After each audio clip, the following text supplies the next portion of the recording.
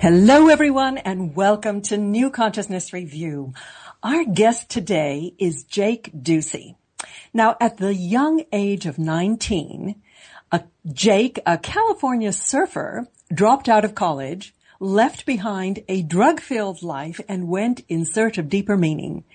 His quest led him on a life-changing journey that has resulted in his debut book, Into the Wind, My 6-Month Journey Wandering the World for Life's Purpose.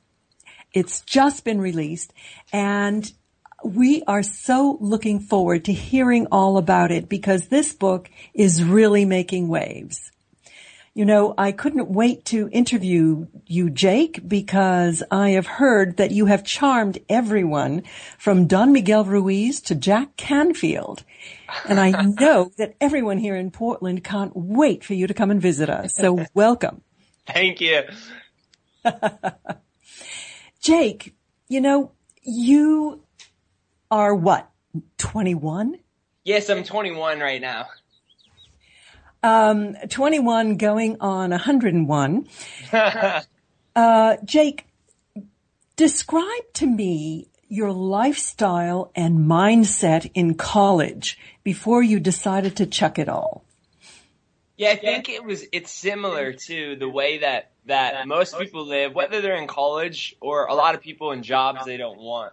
And that's spending 5 days a week, most of each day, doing something you don't want. For me, that was studying things that I wasn't interested in, that I knew weren't right now ways that I could reverse the facts that 22,000 children are dying every day because of poverty-related illnesses, you know, that a football field size of the rainforest is destroyed every day.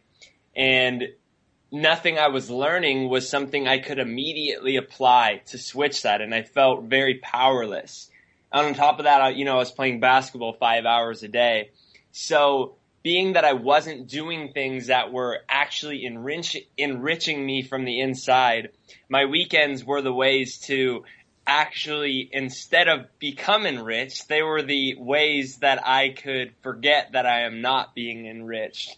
And that was, very, very, very heavy drinking. I took a lot of pills. I was the person in class that was the one that fell asleep, not because he was tired, but because he was high on pills.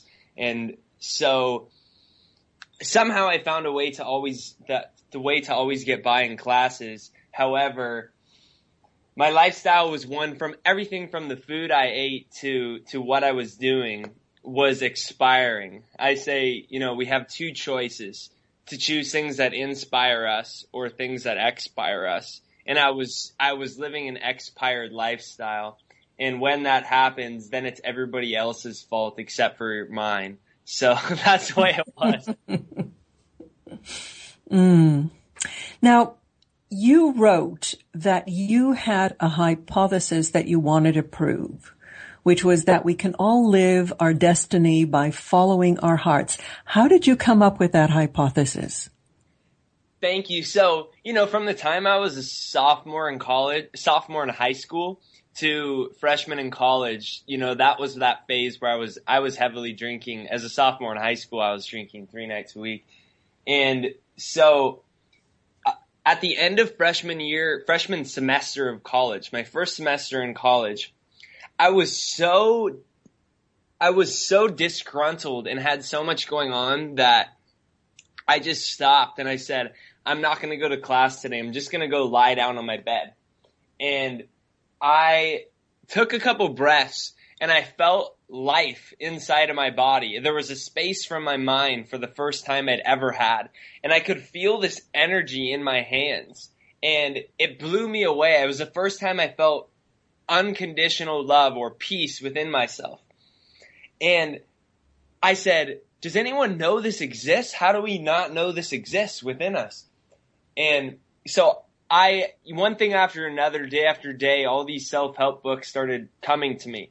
So I spent the next 2 semesters all day, every day, probably reading 3 books a week, self-help books. The main things that really spoke to me were Wayne Dyer and Jack Canfield.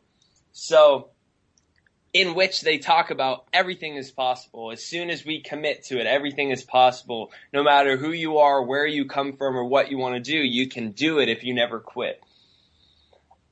I said, yeah, this is really, really great, and it's making me feel empowered, but is this really true? So I decided I would test it. I said, well, I'm 19 right now. Let's see if this actually works. So I said, how can I prove this works? Well, I really like reading books, and they seem to really help other people.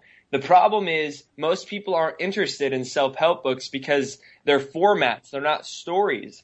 And I said, well, I could travel around the world without a map and prove that I could find my purpose, and I could write my story about it, a true story about it. So I said, all right, I'm going to go and I'm going to see if this works.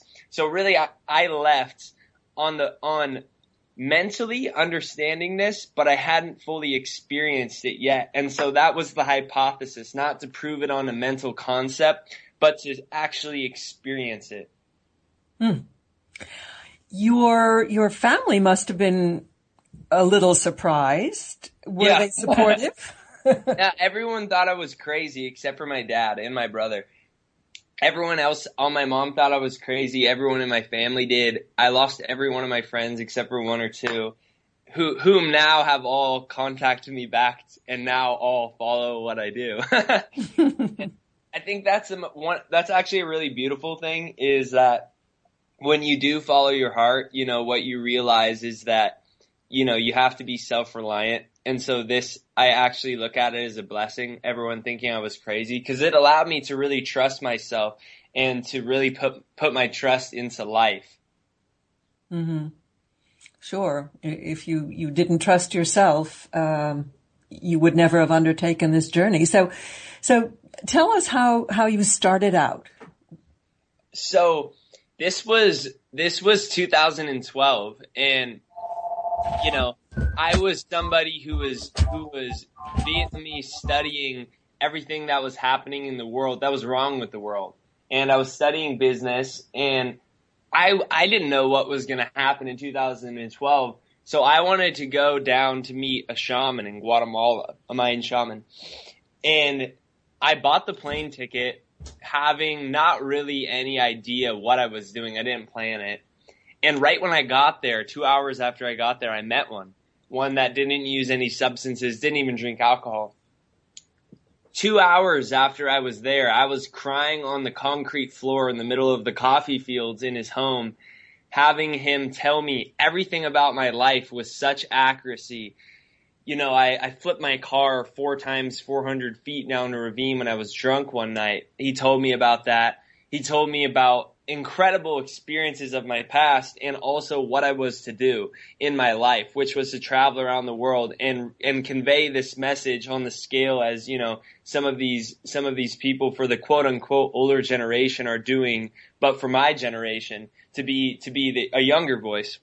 Mm-hmm. And so from there I went to Australia. There I hitchhiked around, and, I had realized while in Guatemala, every morning I woke up and I saw children that didn't even have another pair of clothes, usually holes in their shoes. And they smiled at me all the time, every single day.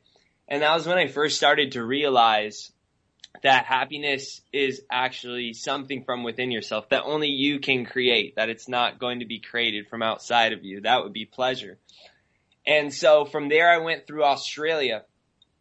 From there, I went to Indonesia. I lost all my bank cards before I boarded the plane.